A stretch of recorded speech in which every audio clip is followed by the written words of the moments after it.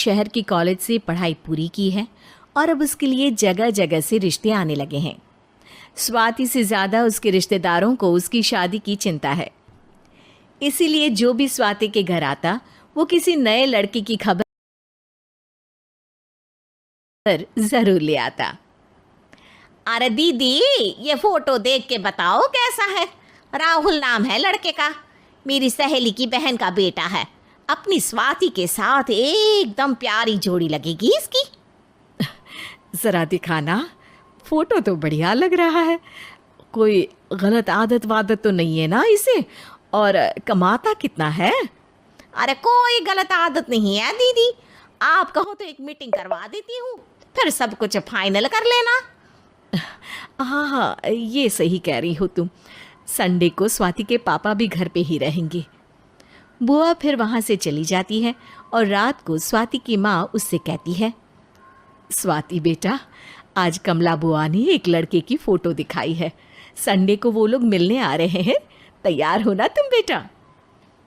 अरे मम्मी, आप कहाँ कमला बुआ के चक्कर में आ जाती हो?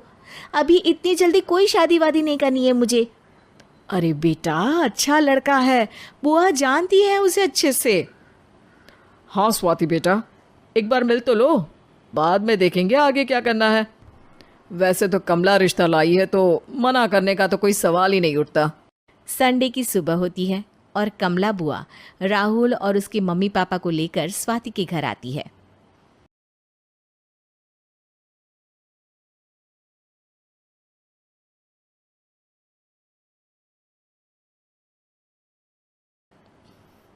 अरे आइए आइए भाभी, इसे अपना ही घर समझिए। इनसे मिलिए, ये मेरे भैया और ये मेरी भाभी हैं। नमस्ते भाभी जी, ये है हमारा लड़का राहुल, सरकारी नौकरी की तैयारी कर रहा है ये। वैसे आपकी बेटी कहाँ है? अरे स्वाति बेटा, बाहर आ जाओ। वैसे कितनी पढ़ाई की है स्वाति ने? जी, पोस्ट ग्रेजुएट है हमारी बेटी साइंस में। ये सब तो ठीक है, पर घर संभालना जानती है या नहीं? हमें कौन सी इससे नौकरी करवानी है, नौकरी तो मेरा बेटा करेगा ही। पर मैंने इतनी पढ़ाई की है और आप चाहती हैं कि मैं घर पर ही बैठी रहूं? अरे स्वाति बेटा, ये बड़ों की बात में तुम कहाँ बोल पड़ी? हम सब देख लेंगे क्या करना है क्या नहीं। हम तो इसी बात में विश्वास करते हैं कि घर के लड़कियां घर में ही रहे तो ज़्यादा अच्छा रहता है। वरना भाई साहब, आप तो आजकल के हाल जानते ही हैं, कितनी घटनाएं होने लगी हैं औरतों के खिलाफ। स्वाति बेटा, रसोई का काम तो पूरा जानती हो ना? शादी के बाद तुम्हें ही संभालना है वो सब। अरे बहुत अच्छा खाना बनाती है ये, आप सब लोग इसकी तारीफ करते नहीं थकेंगे। लो भाई, हो गई मीटिंग, अब शादी की तारीख फाइनल कर लेते हैं, क्यों भैया? भाई, हम तो पंडित जी से चर्चा करने के बाद ही तारीख फाइनल करेंगे।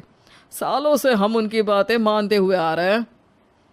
लड़के वाले और कमला बुआ की बातें सुनकर स्वाति एकदम नाराज हो जाती है और उसे लगने लगता है कि शादी के बाद उसे घर पर ही बैठना पड़ेगा। लेकिन घर वालों के आगे उसकी एक नहीं चलती और उसे शादी के लिए हाँ कहना पड़ता है। शादी का दिन आ जाता है और सब मंडप में जमा होते हैं। अब फेरों का समय हो गया है, अब कन्या अपने वर से 7 वचन मांगेगी। आप किसी धार्मिक आयोजन में जाएं तो मुझे भी ले जाएंगे।